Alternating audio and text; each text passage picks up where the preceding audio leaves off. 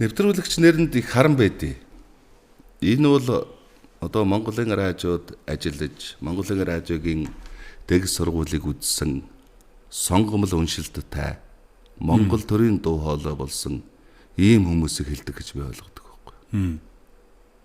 Хүүхдийн радио подкаст маань шинэ дугаараа та бүхэнд хүргэхэд бэлэн болсон байна.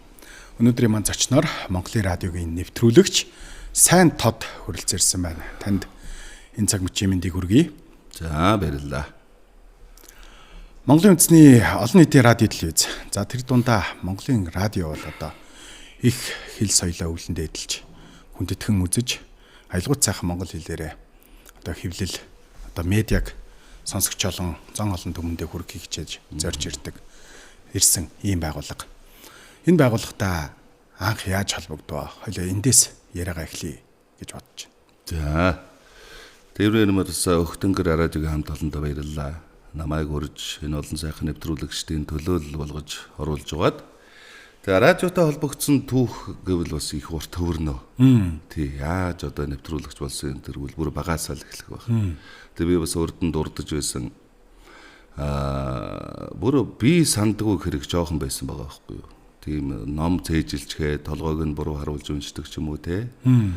Олон нөгөө сумын 8 жилд байхдаа олон удаагийн минутын уншлаганд төрүүлсэн ч юм уу. Тэгээ тэд нар чинь нөгөө одоо бодоход ингээ үндэсөөр нь тавигдаад байсан байна шүү дээ. Цагааширсан уншилт гэдэг чтэй те алдаагүй унших. Тэр мөрөнд тавигдаж байсан юм байна. Тэгээ яг уу ер нь радиог бол одоо хар багтаал сонсож өссөн. 6 цаг болоход лаа байж радио сонсдог байсан. Тэгээд бүр хоногччихсан ямар сайхан дуу хоолойтой хүмүүс байдгийн бэ гэж сонсдог байсан. Тэгээд яг 10 жилд дээд сургууль төгслөө жүжигчнээ төгссөн university сургуулийг. Тэгээ манай багш одоо Нараа Хамгалан гэж мундаг мастер төв багш маань 98 онд буюу намайг одоо 2 дугаар курсын оюутан байхад радиод өөрөө хөтлөж авч ирж байсан.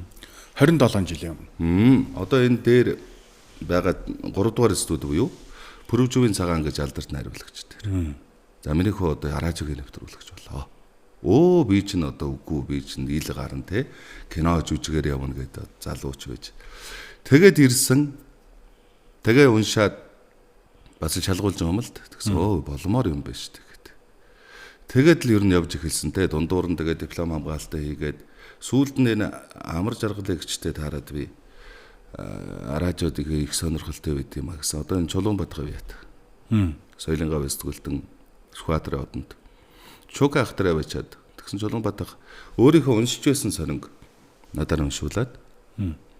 Тэгээ би чинь зогсож байгаа л хажуунаас нь уншиж байгаа юм чи одоо ямар сэдэв байсан мэдэхгүй. Тэгсэн энэ боломоор юм байна гэд. Тэгээд Дорцүнгийн алдартай нэвтрүүлэгч байсан. Дорцүр ахыг дуудаа. За чи энэ хүүхдийг нэг тахалдуулах боломоор юм байна шүү гэд. Тэгээ миний одоо анх шалгуулсан хүн бол Пүрвжүүгийн цагаан, Гончигжүүгийн Чулуунбат хоёр. Тэгээ миний хамгийн анх одоо намайг дааж авсан хүн бол алдарт Дорцүргийн нэвтрүүлэгч байгаа. Тэгэл уншихт нь цуг явдаг. Одоо билар тоглохт нь хамт зогсож ил байдаг. Тэгж эхэлсэн. Тэгээ сүүлд нь Доёо ах маань ч бас тэтгэвртэй гарсан. Сүхбаатарын одон соёлын гавь сэтгүүлтэн алдарт нэвтрүүлэгч Гаваагийн отхон шав болж өтсөн. За мөн одоо манай соёлын гавь сэтгүүлт нэвтрүүлэгч Сангийн ган төмөр ах маань намайг одоо саналаараа сайн нэвтрүүлэгч болно гэж одоо хурал дээр бас авч ирсэн. Ингээд сайн багш нарын одоо буйнаар өстой нэг эрхэлж өдий хүрлээ. Сайн багш нарын заа зөвлөсөн алтан үеийнхнийг байхад амжиж орсон тэр сайхан завшаанал өдий хүргэж энэ да. Тэ? Бидний үе чинь их хазтай байж бүгд л ажиллаж исэн үе шүү дээ. Яг тэр үед орж байлаа. Тэгээ сайхан том найруулагчид маань бас заа зөвлөж байсан. Анх Монголын радиогийн одоо басхыг давж ороод за мэдээж залуу хүн учраас сурч мэдэх зүйл бол их байсан байх. Хамгийн том урам зоригийг та ер нь юунаас авч яваа? Яс тэр нөгөө сайхан асуулт гэдэг шиг. Шантрах үе айгүй олон байсан шүү дээ. Ороод манай Бямб цогт ган төмөр, Гамбат тэд нар чи ингээд дуугардаг. Тэгэл зүгээр дуугийн сонсоол за бол би бол. Ийм одоо алдарт аймаар дуу хоолойтой хүмүүсээ хажууд мань бод барахгүй юм байна. Уншиж үзээчгүй байгаа шүү дээ бараг. Тэгэл сүрдсэн Тэгэл одоо манай Отгон баг шишгэ баг шинтер дамжаан жав зүгээр болно гээл. Тэгээ уншаал яваад исэн Пүрэвжүүн цагаан ах нэг өдөр уншиж өссөн чи гараад ир гэдэг. За одоо би загнуулсан гээл тэгсэн чи сайн тодын дуу наашаа гарцсан байна. Чи өөрийгөө сонс гэдэг ч байгаа байхгүй. Тэр чи мэдээж ингээд өөрийн төрлөх дуу хоолой байх хэвээр. Дээр нь одоо тэр бас нэг хөдөлмөр зүтгэл уншилтаар хүний дуу наашилж авахгүй. Тэгээ дуу чи наашаа гараад ирсэн мөн одоо болж юм шүү гэж. Тэр нэг урам. Бидний үед чинь маш одоо удаан дагалддаг байлаа. Нэвтрүүлэгч өөрөө шав сургалтаар төрдөг учраас 2-3 жил дагалддаг. Би бол одоо 2 жил гараа энэ төр явчихад дарга дуудаа чиний уншсан юм аваад тэр цалин бичигээд. Тэгээ би жагсаалт өгөөд 3,000 төгрөг энэ төр авч ирсэн шүү дээ. Би 92,000 оны юм ярьж байна. Тэрийг аваад найзаагаа дагуулаад такси даад билар тоглоод ундаа мундаа энэ төр буугаад явж ирсэн. Тэгээ тэр хугацаанд ингээд тэр үед чинь их гоё сар болго ингээд шилдэг нэвтрүүлэг тодруулдаг. Сарын шилдэг гэж. Тэгээ миний тоглос гол дүрдэн тоглосон одоо энэ балжирын тогмдгоон усуухын заяа гэж алдартай өгүүлэг. Тэрийг Болормаа гэж аваад ирсэн хариулагч хоёр хийгээд гол дүрдэн тийм нэг ухаан мэдрэл муутай нэг би адуу болно, би шар гадуу болно гэж янцгаа таквал нэг тийм залуугийн дүрд би тоглохгүй. Тэгсэн тэр маань шилдэг аваад. Тэгээд шагнал өргөмжил өгөх гэсэн чинь би нөгөө жинклээгүй байхгүй. Тэгээд жинклээгүй өнд өгч болохгүй редакторт нь шагнал бичиж тэр интернет-рууд дамжуулж өгч ирсэн. Тэгээд тэр бол маш том бурам зэрэг болсон доо.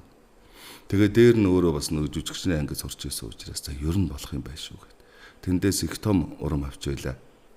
Тэгээ 3 дахь нь гэх юм бол одоо радиогийн нэвтрүүлэгч гэсэн тэр нэг ийм дэлгдэг гоё улаан үнэмлэхийг авчихад Кэмэн баярлаж байж байлаа. Мэргэжлийн хүн болцсон байна. Жингэлжлээ штэ. Радиогийн би нэвтрүүлэгч гэж хэлэх хэрэгтэй болчихлоо штэ. Олон жилийн дараа. Тэрийг авчаа дарга үүдэн зогсоод байдаг юм хэн дээр очих вэ гэж боддсон юм лээ штэ. Тэгэл аваал даваад ирж ахын дээр студид байжсэн. Аваал давгүй ахаар очсон. Заахаа үнэмлэг авчлаа гэлдэгсэн. Тэгээд яах байхаа гэсэн. Яах вэ одоо тэгэл баяр хүргэе гэдэг. Тэгээд давгүй хахад нэг хоол тамхи мамиг авч өгч бас. Нөө баяраа хаваалцаад. Тий баяраа хаваалцаж тэгээд гоё сайхан байсан да.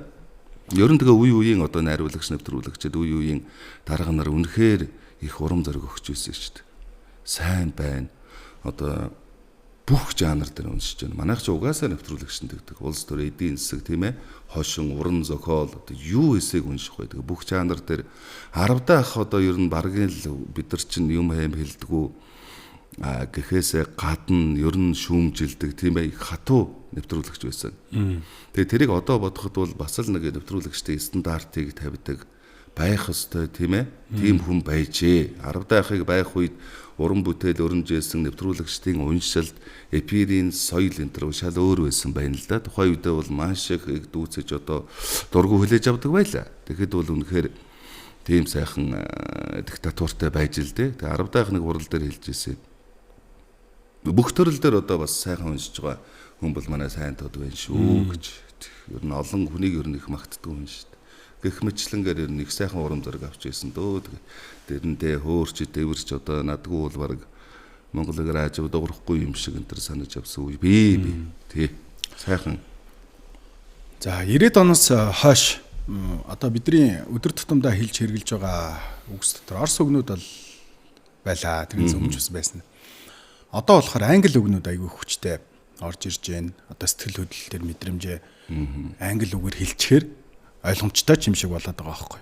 Та ер нь энэ тал дээр юу гэж боддог вэ? Мэдээж таны ажил бол одоо монгол хэлийг бол тэгэлгүй яах вэ? Тэргүүн сайн эзэмшсэн байх шаардлагатай ажил байдаг. Энэний монгол хэлний үнц нь одоо Монголын радио бол энэ 91 жилийн туршид өөний төлөөл явлаа шүү дээ. Монгол их хэл одоо сайхан хэвээр нь байлгах тийм ээ. За тэр байтугай одоо үндэстэн яснуудынхаа хэл аялгүйг хадгалж үлдэх энэ их хэлнийхээ төлөө одоо ч явж байгаа. Дээр нь Монголын радио нэвтрүүлэгчээ шалгахдаа төв халах аялгатай гэж авдаг байхгүй. Төв жинхэнэ төв халах аялгаар ярьдаг хүн байх хэвээр. Дуу хоолойноос гадна шүү дээ. Тэгэхээр их сайхан хэлээрээ зөв ярих, За одоо түүгээр дамжуулаад энэ хүүхэд залуусыг хэлнэхэд дархлааг бий болгох гэх мэт. Одоо бол яг ерөнхийдөө нөгөө энэ бичлэгийн хэлбэр, ярианы хэлбэр энэ нэг тийм сошиал ертөнцийн юм шиг л яваад байна шүү дээ, тийм ээ. Хэлбарчилдаг, товчилдог. Тэгэхээр энэний одоо эсрэг их хэлнийхээ төлөө бол Монголын радио бид нар бол байнга л одоо ярьж, бичиж, уншиж байгаа.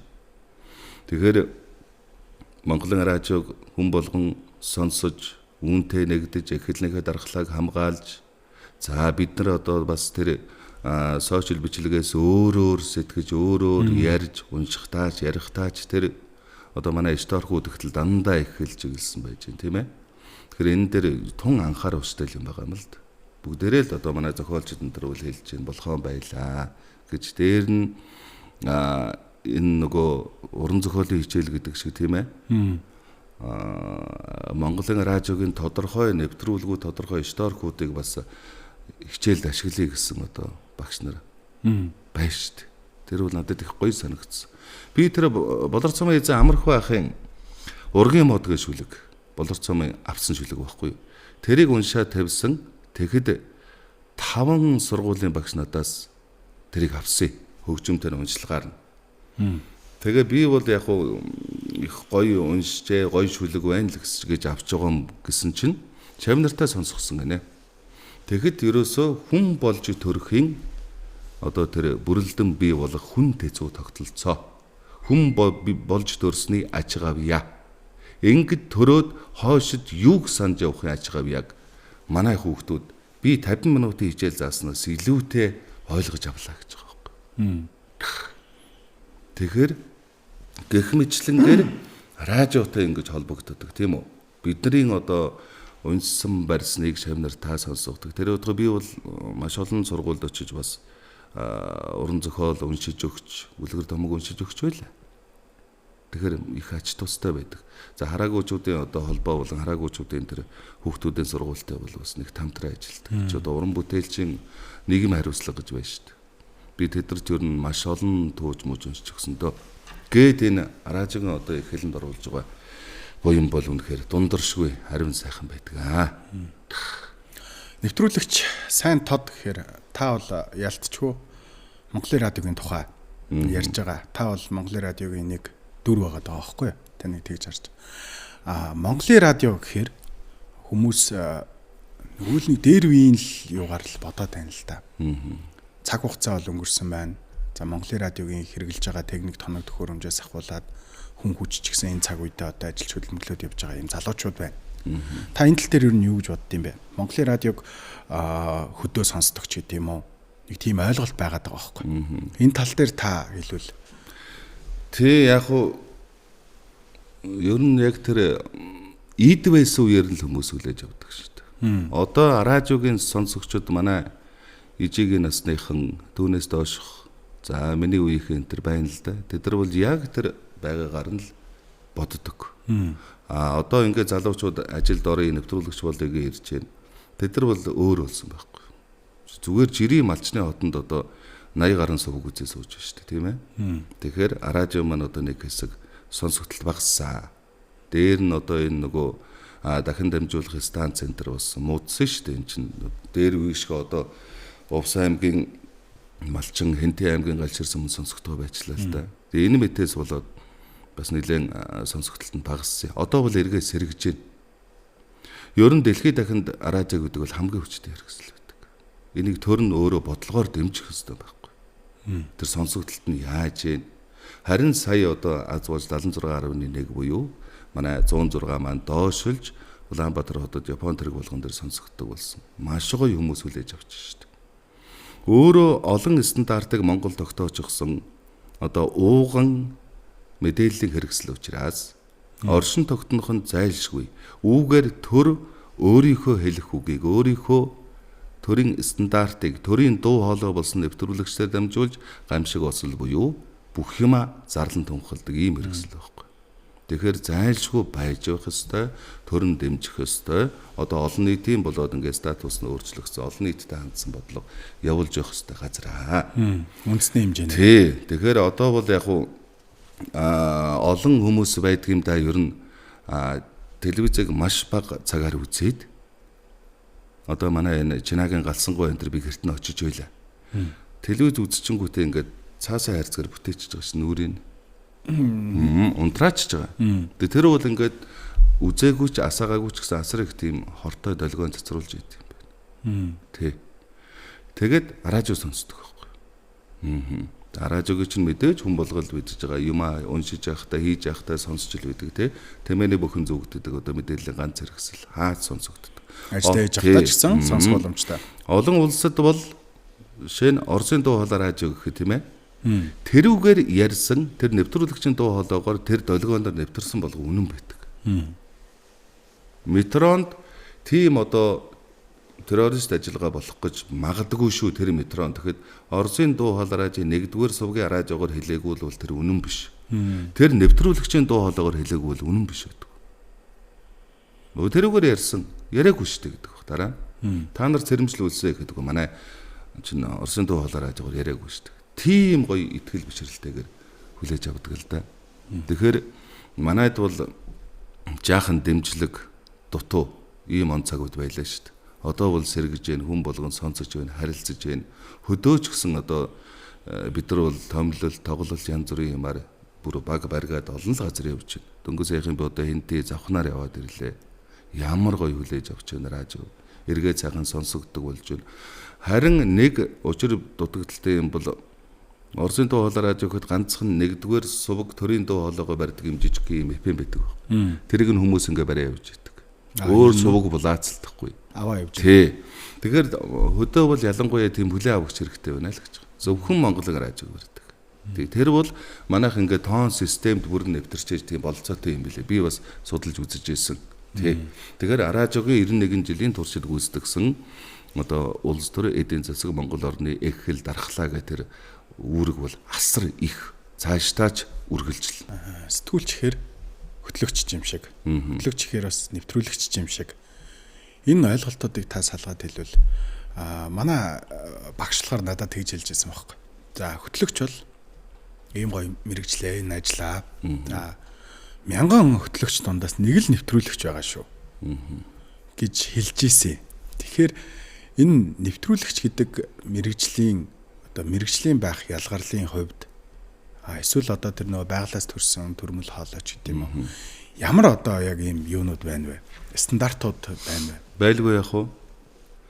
Би өмнөж бас нөгөө ошин жогшиг өмнө ярилцлагануудаа ч бас хэлж ийлээ. Нэвтрүүлэгч нэрэнд их харан байдیں۔ Энэ бол одоо Монголын радиод ажиллаж, Монголын радиогийн дэг сургуулийг үзсэн сонгомл уншилттай Монгол төрийн дуу хоолой болсон ийм хүмүүсийг хэлдэг гэж би ойлгодог байхгүй. Нэвтрүүлэгчээс хөтлөгч болох амархан. Тэр одоо үндсэн уншилт, төв халах аялахтай, тийм ээ? Өгүүлэх хэрэгтний бүрэн бүтэн тогтолцоотой тийм сонгол уншилтыг эзэмшээд хөтлөгч болох амархан. Хөтлөгчөөс нэвтрүүлэгч болох тун хэцүү. гэж би санддаг. Тийм учраас би ч одоо анх 2003 онд Монгол радио 2 дугаар сувгийг нэгтгэхэд тэнд анхны хөтлөгчөөр нь ажиллалаа шүү дээ. Тэгэхэд ерөөсөө манай багш нар юу хэлж ирсэн гэхээр нэвтрүүлэгчээ хийж болохгүй шүү. Хөтлөгч рүү орчвоо гэж. Өөрөө эн чинь нөгөө стандартын нэвтрүүлэгч дандаа одоо хэдэн зуун хүнээс 2-3 хнаар нь шигшиж шалгаж авсан ийм том дэг жаягтай нэвтрүүлэгчид ажилладаг учраас өөрийнх нь тэр стандартыг барихгүй болохгүй шүү дээ. Яг л одоо нэвтрүүлэгчийг дуугарч байж Монголын радио хүмүүс хүлээж авдаг байхгүй. Тэгэхээр нэвтрүүлэгч гэдэг бол асар их одоо тийм цензур стандарт шүү. Хөтлөгч нэвтрүүлэгч энэ төр гэж байхгүй. Байхгүй. Зүгээр нэвтрүүлэгч дангаараа. Тэгээд тэндээс төрийн одоо бүх шатны тийм ээ юмыг уншиж хүргэдэг, ард түмэндээ хүргэдэг тийм одоо асар өндөр тийм шалгуурыг авсан хүмүүсийг л нэвтрүүлэгч гэдэг шүү дээ. Энэ бол өндөр басхтай нарийн мэрэгжил. Энэ дэг жайг нь Монголын радиод л байдаг байхгүй. Одоо энэ манай энэ Цоодл, Ганбаатар бүгд л радиогоос төрсөн. Тэгээ энэ тэнд ингээ хүүхдүүд сэтгүүлчид тэр нэвтрүүлэгчгээ хэлдэг. Бид аягүй дургүй байдсан шүү дээ. Өөрийгөө нэвтрүүлэгч гэж байна. Өөрсдөд би хэлдэг. Тэр байтугай нэвтрүүлэгч тэр мэргээд ингээд Facebook хаяг маяг нээсэн байдаг байхгүй. Тэгэхээр нэвтрүүлэгч гэдэг бол ийм учиртай шүү ахын дөө. Ингээ солиороо болохгүй шүү. Ингээд телевизээр одоо юм хөдөлж байгаа нэвтрүүлэгч тэр ажиллаа энэ гэдэг тэгэхээр биш ээ. Тэр чи диктор гэдэг чинь одоо маш их тийм одоо олон жилийн сургалт хөдөлмөрөөр бий болдог тий. Хоолой стандарт гэдэг олон шалгуур дамждаг ийм хүмүүс байдаг байхгүй. Тэгэхээр тэр сэтгүүлж хөтлөгч энэ төр бол тусдаа. Одоо ингэсэн байх хэрэгтэй байна шүү дээ. Одоо ингээ хольж яваад байгаа байхгүй юу? Хөтлөгч юм шиг манай радиогийн эфир дээр ч гэсэн ажиглаж. Хөтлөгч юм шиг нэвтрүүлэгч юм шиг яваад. Эн чинь өөрөө нөгөө цаг үеийн бидрийг юм болгоцсон байхгүй юу? За одоо ингээ сайхан юм хараад ингээ те Монгол улсын нийслэл Улаанбаатараас ярьж ийн тэрхэхгүй найзууд. За цаг үе өөр болсон. Одоо мэдээгээ ч хүнч хүнтэйг яриг гэдэг. Тэгэхээр чи бид нар Улаанбаатар 935 минут болж байна. Та бүхэндээ дараагийн зочноо гэхээс өөр аргагүй болж байгаа байхгүй. Гэвчиг энэ одоо төрийн дуу хоолой болсон энэ уншилт нь өөрөө байж явах хэрэгтэй. Эргээд бид тэр лүгөө орж шүү дээ. Эргээд тэр уншилт руугаа орж иж энэ олон FM сувг, энэ олон хөтлөгч, энэ олон сэтгүүлчдээс чи ялгарх болчиход шүү дээ. Радиог өөрийнх нь имиж өнгө төрөх энэ төрийн дуу хоолой дээр энэ уншилтаар ялгарх болчиход шүү дээ. Үнэхээр радиогийн нэвтрүүлэгчийн хоолойгоор цагаагаар аюултай үзэгдлээс сэрэмжлүүлэх мэдээ гэж вэж хүн итгэж байна. Тэр байтугай хувийн телевизийн нэг редактор бас тэгж олон одоогоос 10 жилийн өмнө шүү. Манай дэрээд энэ 21 буюу гол цагийн мэдээ уншаад өгөөч. Тэгээ болохгүй шүү дээ ингээд давхар ажиллаж болохгүй гэсэн. Одоо та нарын насны та нарын дуу хоолойтой та нарын хэллэгтэй ийм хүмүүс улс төрийн мэдээ уншвал хүн хүлээж авах нь илүү байна. Тэгэхгүй одоо манай нэг годгонсон сэтгүүлч охид хөвгүүд ярихаар хүмүүс ерөөсө хүрэхгүй байна гэж хэлсэн байхгүй. Тэгэхээр бүр ингээ боцгоо тогтоогоо чихэнд хоногччихсан. Тэр нь ингээд үе дамжчихсан. Ийм төрмөл дуу хоолой, ийм төрийн дуу хоолой стандарт хизээд байх хэвээр. Тэрийг эзэмшдэг нь цөөн, эзэмшүүлдэг заадаг нь ховор байхгүй. Энэ дэгжээ ганцхан Монголын радиовт байна. Түүнийг эзэмшиж яваа нь бид нар. Бийж адилхан Монголын радиогийн бүтээл радио хүнээ ингэж бэлддэг юм аа л гэж тэр болон тайз тэр болон уралдаануудад би ордог шүү дээ. Би хизээж сайн тод гэж ярьж яваагүй. Дандаа Монголын радиог ярьдаг. Миний одоо амжилт байгаа бол Монголын радио хүнээ ингэж бэлтгэдэг шүү. Ямар ч манай радиогийн нэвтрүүлэгч орсон бүгд л ингэж уншина, бүгд л ингэж тайзнаас хүн дөргөнэ л гэж бахархаж явдаг. Гайхалтай шүү. Энэ нөгөө байгууллагын одоо үндэсний олон нийтийн гэдгээсээ гадна бас илүү мэрэгжлийн байх нэг юм соёл байгаад байна шүү дээ тийм. Энийг одоо та дараагийн үедээ ер нь хэр одоо уламжлан үлдээ гэж бодож байна. Шав бэлдэж байна уу? Бэлдэх боломжтой байд юм уу? Яг го бэлдэх боломжтой. Одоо нэвтрүүлэгчийн энэ сайхан үндэс суурь тасархнаа гэж одоо яригдэж байна шүү дээ. Аргагүй л дээ. Миний дээр нэг үе байна. Би дунд байна. Надаас доош үе байна. Ажиллаж байна одоо. Манай анх бол бүрвж байна тэргээд. Тэгэхээр чи одоо яг тэр стандартаар төрийн дуу хоолой, сонгол уншилтэн тэргээд хүүхэд бэлтгэхэд хэцүү болчихж байгаа байхгүй. Хүүхэд ирээл хараал за гоё газар байна гээл тэгжээтэл нөгөө ил гарахгүй юм байна штэ гэж бодоол. Тэгжээтэл цалин муу юм байна гэж бодоол. Тэгжээтэл өглөө 5 цаг тийм орой 23 цаг тарах юм гээл бодоол ингээл уймарч үйтэл дээр нь ингээл сонгол уншилт энэ төр гээл те төрийн дуу хоолой энэ төр гээл нөгөө төлж бүр ойлгох юм байгаад. Тэгээ маш хүнд хэцүү өөрөө олон жилийн хөдөлмөр шаарддаг учраас тэр болгон хүүхд тэнцэхгүй байна. Энэ хоолой бол Монгол хүн болгонд л байдаг гоё хоолой байхгүй юу. Тэгээ зөвхөн ингээд гоё хоолойтой байх хэрэгтэй гэж бодоод байдаг. Одоо бол үгүй. Монгол хүн болгонд байна. Хөдөө гадаа явж байхад ямар гоё хоолойтой залуучууд ярьж байна, дуулж байна, уншиж байна, тийм ээ. Тэгэхээр хоолойноос гадна тэр өгүүлэх хэрэгтний тогтолцоо. Дээр нь одоо чин сэтгэл байх хэрэгтэй. Дээр нь хүн түргэх арга гэж нэг гайхамшигтай юм байна шүү дээ. Олон улсын радиод ерөөсөө тийм. Би яагаад олон улсын радио гэдэг гэхээр 2010-аас 14 онд Москвагийн Оросын дуу хоолой радиод урилгаар гэр бүлээр ажилласан байхгүй. Тэндээс ч одоо маш их юм сурч авлаа шүү дээ. Тэгэхээр ерөөсөө хүн төрөх аргал гэдэг. Одоо ингээд яагаад тэр утгын чимэгт жил болгон ороод тийм үү? Хүн юмаа уншуулад идэгий. Яагаад тэр уран уншлагын улсын уралдааны Гран При энтриг Монголын радио тийм үү? Нэвтрүүлэгч би авчваа. Одоо жишээ нь өөр дээр ярихад би бол хүнээс давсан тийм онцгой чадaltaй тембер тийм үү? Тийм одоо аймаар тэр хоолой бол байхгүй шүү дээ. Байдаг л хоолой. Энийг зүгээр олон жилийн хөдөлмөр, олон жилийн тэр одоо сургалтанд зөв хэлбэрт нь оруулж чадсан. Дээр нь тэр Ахмад Удаас найруулагч, нэвтрүүлэгчдээс уншилтын аргыг мэдэж авсан байхгүй. Хүн төргөх арга. Тэр ямар ч хоолойгоор уншиж болно, тэр бүтээлийг, шүлгийг, өгүүлэлгийг, тэр текстийг яаж хүргэх арга, тэрийг эзэмших нь чухал шүү дээ. Тэрэнд нэвтэрч орж, тэрийг мэдэрч уншина гэдэг л хамгийн том агуу юм байна. Бүрэн ойлгоод. Үг болгоныг одоо 300 хуудастай ном баялаа гэхэд бид нар үг болгоныг хүн төрөгдөг шүү дээ. Аймаар шүү дээ. Нэг хуудсан дотор хэдэн үг байх юм те. Үг болгоныг уншдаг байхгүй. Тэгэхээр асар их хөдөлмөр орно. Тэгэхээр ерөөсөө л хүн төрөх арга. Япон үг байдаг. Дуу хоолой бол сэтгэлийн хүч. Гэт. Хүнд одоо итгэн үнэмшүүлэхэд дуу хоолойны өнгө бас чухал байгаа дээ шүү дээ. Та хэлж байна. Нэвтрүүлэгч хүн цаг агарын одоо гамшигт одоо аюулсалтай үзэгдэл болно гэхэд шууд итгэдэг гэж шүү дээ.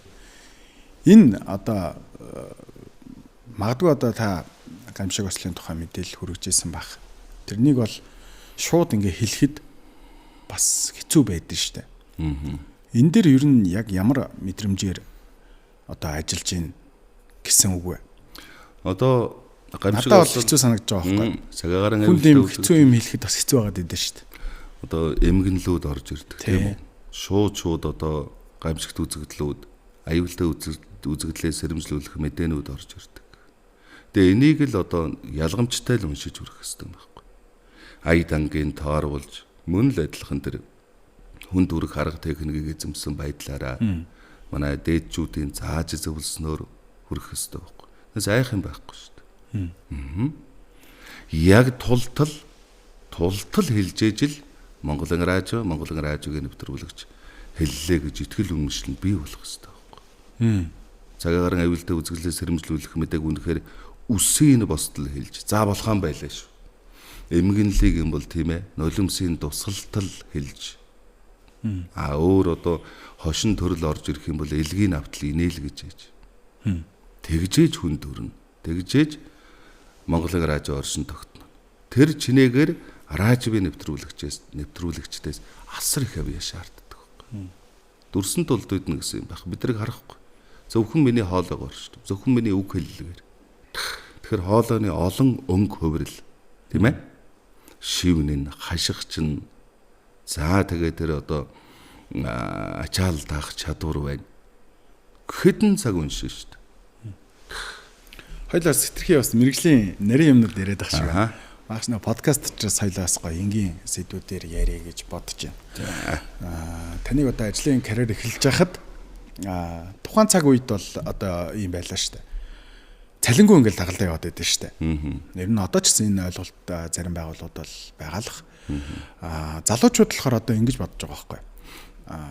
За би ямар нэг байдлаар цалин авах хэрэгтэй. Энэ үнэн л дээ. Энтэй санал нийлж байна. Тэгтээ одоо ур чадвар суугаагүй бол суутлаа бас тодорхой хэмжээнд хүлээгдэж байгаа байхгүй. Энэ тал дээр та ер нь юу гэж боддیں۔ Өдөр чинь магадгүй одоо 17-8 та би юм залуу байгаа байхгүй. Надаа мөнгө хэрэгтэй байдаг. Тэгэхээр би бас дуртай юм хийх гээд байдаг. Тэгэхээр цалингүй ажиллаад байдаг. Энэ ингээд бас нэг талаараа урам зориггүй ч гэдэм юм уу, нэг талаараа айгүй хэцүү зүйл болгочихж байгаа байхгүй. Энэ тал дээр та юу гэж бодож байна? Тэг би бол өөрөө одоо бас хүнд хэцүү цаг үед орж махран зүтгэж ийсэн тий. Цалингүй одоо 2-3 жил энэ төр явж ийсэн. Тэгэхээр их өөрөө тэрийг туулж үтсэн учраас их хадуу ханддаг шүү дээ. Өөрөө гүйцэтгэл хийгээгүй байж, өөрөө чадвахчаагүй хүний чихэн сонсголонтой ганц өгүүлбэр хэлж сураагүй байж цалин нөхнө гэж байхгүй шүү дээ. Суртлаа л явах хэрэгтэй. Би өөрөө хадуу гүцсэн учраас хатуу хэлж шүү. Бидрийг өглөө эфирт гарахад унаа авдагчгүй л. Жинхэнэ дикторүүд авдаг. Бид нар явган ирдэг байсан шүү дээ. Тэгэхээр юу хэлэх гэдэг нөхөр хүн өөрөө дурлсан ажлаа олол доо. Өөрийгөө олол доо. Өөрөө юунд таарах, тохирох, тэнцэх вэ гэдгээ олох хэрэгтэй байхгүй. Тэгээд тэрийг олжхоо тэрэндээ зүтгэж яхад юун цалин байлан хайхардгүй шүү дээ. Тэр 3,000 төгрөг байна уу, 300,000 төгрөг байна уу? Би бол 3,000 төгрөг цалин авч байснаа хэллээ. Дараа нь би 300,000 төгрөг авч байсан. Тэгэхэд 20-30 жил ажилласан хүн тийм мөнгө авдаггүй байсан. Би хэл амд орж ирсэн. Яагаад дөнгөж орсон хүүхэд ийм өндөр цалин авч байгаа юм бэ гэж. Маш их ажилдаг байсан байхгүй. Тэгэхээр эхлээд урам зоригтой байх. Эхлээд дурлах хэрэгтэй. Эхлээд өөрийгөө олох. Юун таарах юм бэ? За би нэвтрүүлэгч болно. За мэдээж тэр одоо өөрийнх нь дур хүсэл байх хэвээр мэдээж өөрт нь тэр би физиологт нь цайхан дуу хоолой тийм ээ төв халах аялга нь байж явах хэвээр шүү дээ. Тиймгүй хүнийг гэж шахаад иж болохгүй шүү дээ. Эхлээд үнгүүч хамаагүй тэрнийг хичнээн ч цаг хугацаагаар хийж чадах юм байна гэдгийг ойлгох хэрэгтэй нөө. Дуртай юмнаа сонгох хэрэгтэй. Тэгэх юм бол одоо тэр мөнгө төгрөг асуудал биш ээ. Юм төрнө. Мөнгө төгрөг бол 2-3 дугаар асуудал. Одоо хүмүүс залуучуудын алдаа ерөөсөө тэр чинь ирээд л өстой гоё мэрэгжилээ ингээд нэвтрүүлэгчийгээ сурчвал юм хөтлөх нь байна тийм ээ. Тэгэлгүй яах вэ? Юм ингээд өгүүлэг юм уншиж уралдаанд орж болох юм байна. Тэгэн штт. Янз бүрийн баримтат гэнэ унших юм байна. Тэгэлгүй яах. Гоё юм байна. Өстой гоё юм байна. Тэг танай цалин хэдүүл гэж. Гэвч тэр олон асар шалгууруудыг яаж давхаа бодохгүй штт. Цалин тэд штэ гэр бага юм байна. Тэгээд дээр нь одоо нөгөө од болох ил гаралтууд нь байхгүй болчихж байгаа байхгүй. Тэгэхээр тэр мэрэг бүгдийг хаях хэрэгтэй. Би одоо ч өөрийнхөө таарсан тохирсон ба зохиомж юм тоглож байна. Тайзан дээр ил гарч байна, тийм ээ? Сонсогчтойгоо уулзаж байна. Тэгэхээр чин тэдрийг хаяад ерөөсөө л урдах зорилгоо л бодох хэрэгтэй. Тэрэн дунд сайн нэвтрүүлэгч болно гэсэн бүр том зорилго тавих хэрэгтэй байхгүй. Манай мод Амбай Шагдарсан соёлын гав сэтгүүлтэн би нэг нэвтрүүлгийг уншиж чад байж исэн. Баярлалаа миний хүүг сайхан уншдаг болж байгаа юм байна шүү дээ. Ер нь чамайг аав ээж чинь сайн тод уншаал гэж нэр өгсөн юм байна шүү дээ. Бас ерөөсөө нэр байна тий. Чи бол ерөөсөө мэрэгжлээ олдсон нөхөр байна шүү дээ. Урамл байхгүй юу? Дөнгөж одоо оюутан байхдаа ирээл ээж хахад манай балсан гээл хавсруу гэж. За чи хөдөлмөрлөж ядвал сайн нэвтрүүлэгч болно шүү гэдэг ч юм уу. Гэт дандаа урам гоё өгч хүлээж авч ийсэн. За таны хувьд хөтлөгчийн ажил бас хийж байгаа. Ер нь одоо арга хэмжээ олон нийтийн арга хэмжээг бол хөтлөж байгаа бах. Энэ сүүлийн одоо 10 жил ч гэх юм уу. Энэ айгүй өндөр хөгжиж байгаа юм шиг санагдаж байгаа байхгүй юу? Хөгжиж байгаа том салбар байна л да. Залуучууд, октод, хөвгүүд хөтлөгч болъё гэвэл юун дээр анхаарах хэрэгтэй байна? Ямар зүйл дээр одоо өөрийгөө тодорхой хэмжээнд одоо өөрийн бэлтгэлээ хангачаад суралцаад эхлүүл илүү дөт байх вэ? Энэ талаас яриад өгөө. Тэгэхээр нэг л юмыг бодох хэрэгтэй юм билэ. Хөтлөгч гэдэг бол одоо хөтлөн дагуулна л гэсэн үг. Тухайн одоо үйл ажиллагаа 6 цаг үргэлжилгээд зөвхөн хөтлөгчөөс шалтгаалж байгаа шүү дээ. Тэр одоо сайхан болох уу, унах уу, босох уу гэдэг тийм ээ. Ганцхан авч явдаг юм хөтлөгч. 6 цагийн турш нэг ч хүний нэр цолыг буруу хэлэлгүйгээр тийм ээ. Тэр одоо зохиол мөхөөл дараалал энэ төр өөрчлөгдөн шүү дээ. Тэгэхээр тэрэнд хувирж чаддаг. Тэрийг унахгүйгээр эхэлсэн шигээ одоо дуусгаж чадах хүн бол хөтлөгч байхгүй. Тэгэхээр маш нарийн одоо хувирлуудыг хийх хэрэгтэй. Тийм ээ? Анхаарал дээд зэргээр байх ёстой. Ер нь зүгээр л би хөтлөн би эдрийг дагуулна л гэж бодож хад бол тэгэл болдог шүү дээ. Илүү чухал шүү. Нөгөө арга хэмжээнийхээ үндсэн гол багныг барьж авах хэрэгтэй байна шүү дээ. Өөрөө л барьж авна л гэсэн. Энд суралцъя гэвэл юунаас эхлэх юм бэ? За ер нь эхлээд нэвтрүүлэгч болцсон дээр дээ. Сайхан одоо тийм ээ олон хувиралтай, сайхан алдаагүй. Тэр сайхан уншилтуудыг эзэмшсэн байхад бол тэгээ дараа нь хөтлөгч болох бол гайгүй шүү дээ. Тэгэхээр эхлээд тэр хүн хэцүү юмнаас эхлэх хэдэж шүү дээ тийм ээ. Тэрэн дээрээс тэр хүн дүрх арга маргаа мэдсэн байхад бол хөтлөгч болоход үгүй болж шүү дээ. Тэгэхгүй манайхаа ингээд шууд хөтлөгч хэрэг амархан юм бодоод байт юм л да. хүн зарлаал тэр дуулан тэр үг хэлнж гэдэг юм тэгж бодоод байдаг байхгүй. Чи өөрөө тустай бие даасан урлаг. Илүү их хүнээс юм шаарддаг. Айгүй их ачаалттай. Наадмаар одоо төв цэнгэлтэхэд бол одоо таны дуу хоолой ингээл цорэтдэг штэ. Тэр үед сэтгэл хөдлөл ер нь аль төвшөнд очдөг вэ? Мэдээж одоо бүх үзүр төрөө ингээл зарлагдахад. Маш олон хүний тэр нэг амьд мэдрэмж одоо тэр наадамч хоолны одоо энерги байгаа бах л та.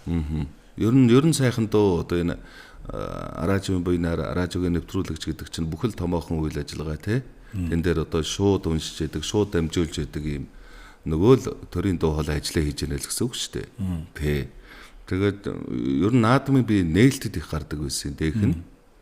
Тэгээд соёлын гавьсгалт нэвтрүүлэгч Бямцогт ах маань наадмын 2 дахь өдөр буюу 12-нд бүх тушаал шийдвэр бүх юмыг уншдаг байсан байхгүй юу.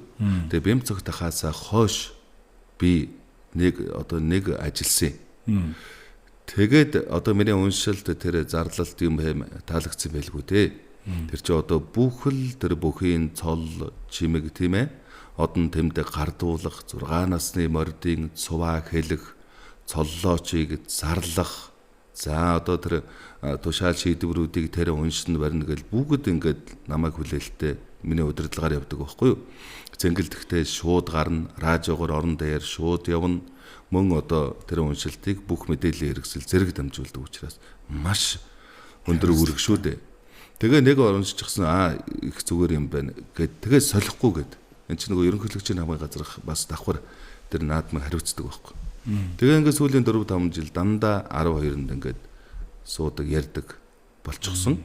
Тэр зүрх бол хүнээ солихгүй төрийн 3 өндөрлөгөөс эхлээд бүх тушаал шийдвэрийг тэн зарлж уншдаг болохоор тэгээ гоё л доо сайхан штэ эхэлж гарахад энэ төр бол өстө үнэхээр сүрдмээр. Тэгээд Монголын радиогоор тэр нээлт стажион давхар дугардаг байхгүй юу. Тэгээ бид нар чинь цуг нээдэг учраас за тэгэл тэр стажион дүүрэн дуграал ирэхэр чи өөрөө сүрдмээр шүү дээ. Тэгээ сайн хүмүүстэй одоо эхэлж дугарч байла.